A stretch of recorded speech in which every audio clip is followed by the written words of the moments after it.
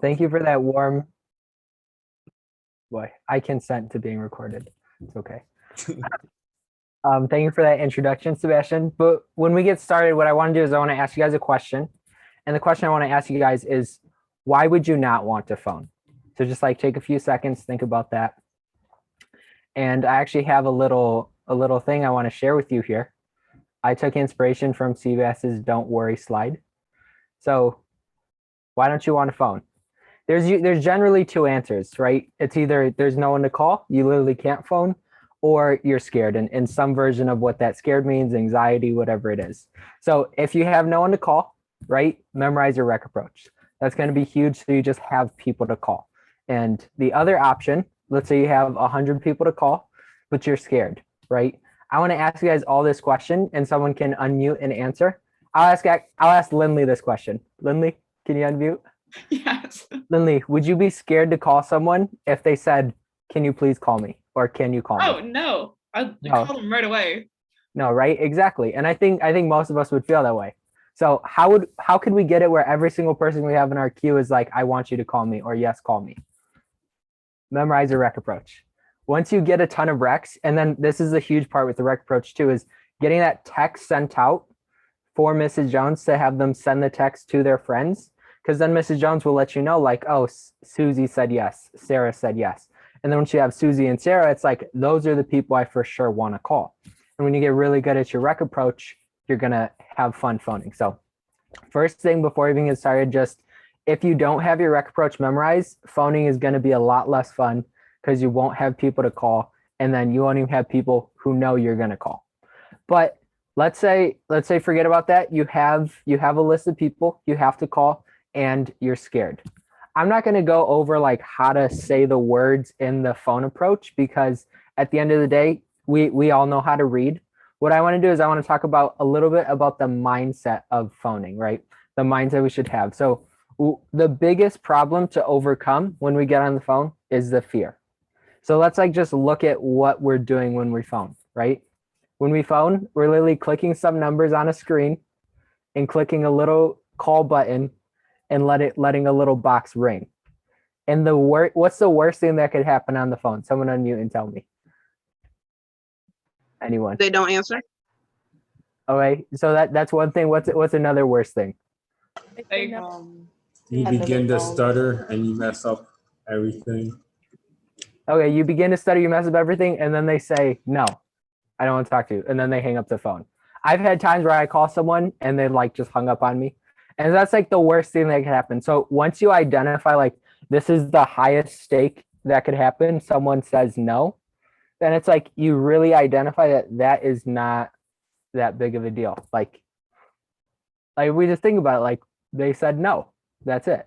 You just move on to the next person, and that's why having people to call is huge, because you just move on to, okay, I'll just call the next person, because 90% of the time when you follow the approach, they're gonna say yes. Usually they're only saying no if you didn't get that text sent out, they don't know you, or you're just really awkward on the phone. And that's what it leads into, having fun on the phone. Biggest thing, as you read the approach, make jokes. Every time Mrs. Jones asks a question is the opportunity to make a joke. So, hello, who is this? Hi, I'm the plumber guy. No, I'm just kidding, Mrs. Jones. I'm just a college student. Like, just every time Mrs. Jones is asking a question, just think like, okay, I can make a joke here. And usually, if you're not like a funny person, I wouldn't even call myself a funny person. I just say, whenever someone asks me a question, I start with a ridiculous answer. Like Lindley today said, "Evan, make sure to hop on the interview right on time." And I was like, oh no, I was going to come fashionably late. Like, just say something ridiculous to Mrs. Jones and she'll usually laugh, and that lowers the tension. And then always follow it with, "I'm just kidding," of course. So that's like the mindset you want to flip yourself in when you get ready to phone. Plus, who's ever had like a fun joke before and they wanted to tell their friend it? Right? I see most people raising their hand.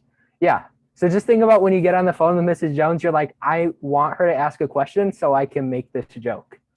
And then you can tell your manager about it. You guys will laugh together. Like just put yourself in the mindset of this is fun. Now remember, so like first key is, worst thing that could happen is she says no.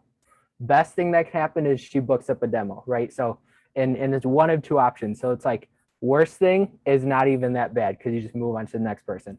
And best thing, you have fun even if she says no, you could still make a joke. Like it's just always, if she asks a question, say something ridiculous. So that's the essence of my talk. I don't want to spend a ton of time going through how to say words in the script. I just want to get you guys to change your mindset around phoning so that you flip into this, like, I'm going to go to Mrs. Jones and I'm just asking her so she can see a presentation.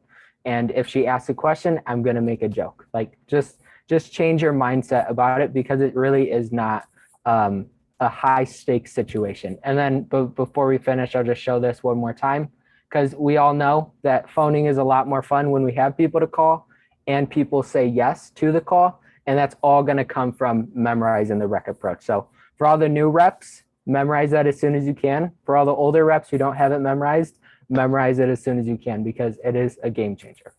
But that's my TED Talk. Thank you very much. Any questions, comments, or concerns? That was great. Awesome. Let's get 3 shares. What was most valuable from that message? What really landed with you? Tell a joke. Tell a joke, 100%. I took absolutely nothing from the call.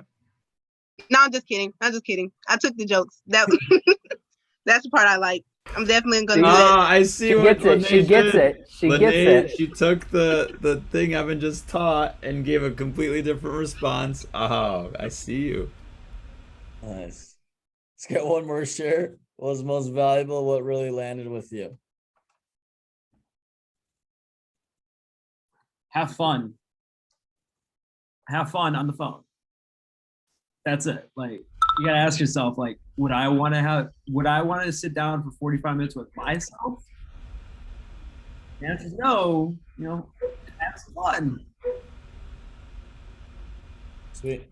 And I think the bigger thing there is like the mindset. You guys heard about Evan's mindset. He tells himself it's fun.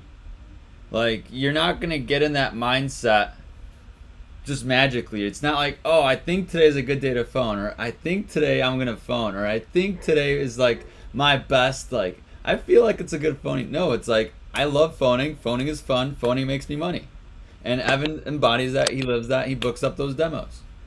And it all starts with the mindset first. Oh, sorry. I was gonna say, like, in case of, like, you feel nervous to like call somebody, what I do is that before, like, I get to, like, making or like booking calls, first thing I do in the morning is like, I do something that would like humor me, or like, do something that would motivate you to like get out there, like be the best who you are. So, yeah, that was it. Awesome. Just getting yourself in that right state, that humorous state. Sweet. Thanks for the talk, Evan.